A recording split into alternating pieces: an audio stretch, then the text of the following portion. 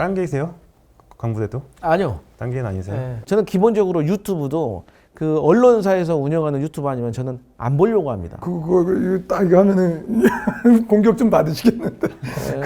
제가 아는 정성호 법무부 장관의 평소 성품을 봤을 때는 어쨌든 검사장 2분 정도는 사표를 냈기 때문에 이 정도 선에서 마무리하고 이미 관심법을 통해서 규정을 내려놓고 판결을 내려버리는 것이 추미애 장관이 했던 소위 말하는 가이드라인이거든요. 그렇게 가는 게 아니라 되도록이면 이제 대통령도 지금 조 대변인이 말씀하시면서 당의 주인은 당원이다 이 말씀하시니까 또 생각나는 게 이제 정청래 대표가 계속 강조하는 게 당원 주권주의잖아요.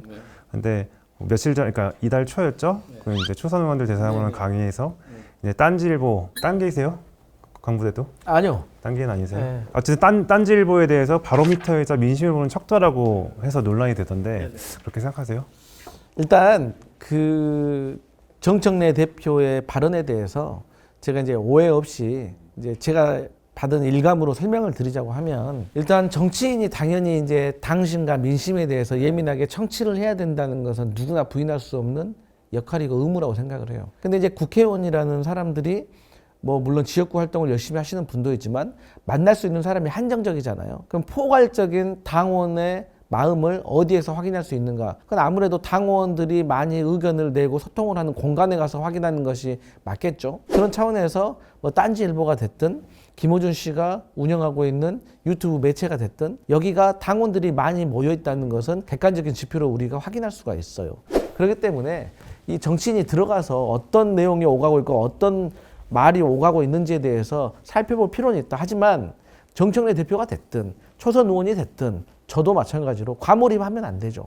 과몰입하면 우리가 이제 잘못된 판단을 할 수 있기 때문에 참고 자료는 쓸 수가 있다. 자주 들어가시겠네. 게시판은 들어가지 않습니다. 그 정도로 거기까지 볼 여력이 없어요. 제가 볼 게 너무 많아가지고. 그리고 저는 아시는지 모르겠지만 저는 기본적으로 유튜브도 그 언론사에서 운영하는 유튜브 아니면 저는 안 보려고 합니다. 그 너무나도 확인되지 않은 팩트들을 팩트인 것처럼 얘기를 하기 때문에 메모리가 될 것 같아서 안 보려고 노력해요. 이거 딱 이거 하면은 공격 좀 받으시겠는데.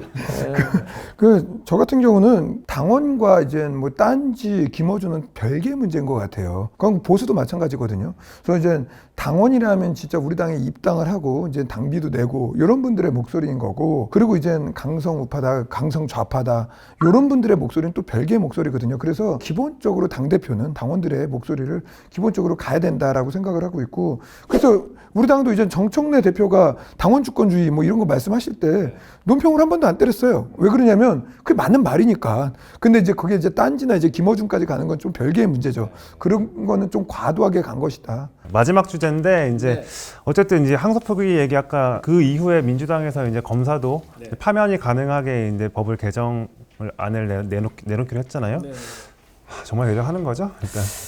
그러니까 이제 당내에 검사들을 징계해야 된다라는 것은 대부분의 기류예요.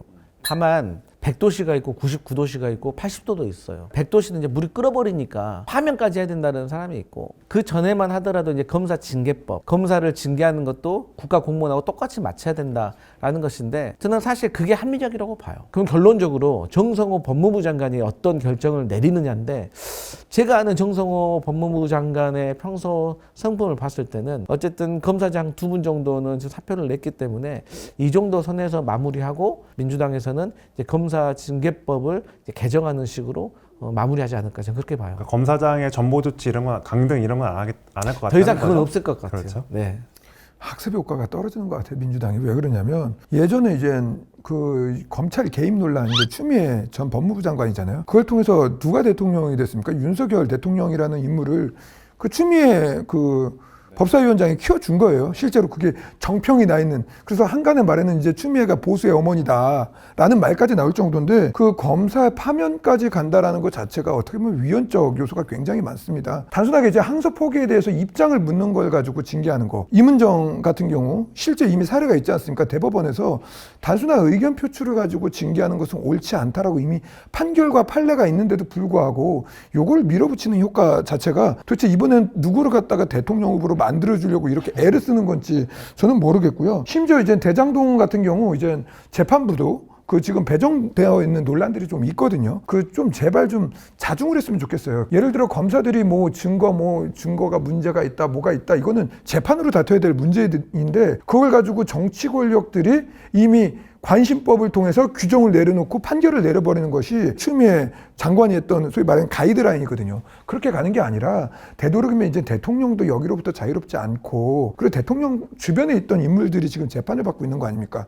그럴수록 여당과 정부는 최대한 자중을 하고선 재판을 지켜보고 이게 정치적 실익이 저는 별로 없다라고 봅니다. 그렇기 때문에 이 부분에 대해서는 판례와 헌법과 그리고 국민들의 법감정과 그리고 과거의 대통령 추미애 그 법무부 장관이 했던 행태들을 좀 되돌아볼 필요가 있다. 오늘 시간이 거의 다 돼가지고 오늘 두 분 호흡이 잘 맞는 것 같기도 하고 안 맞는 것 같기도 하고 너무 잘 맞는데요?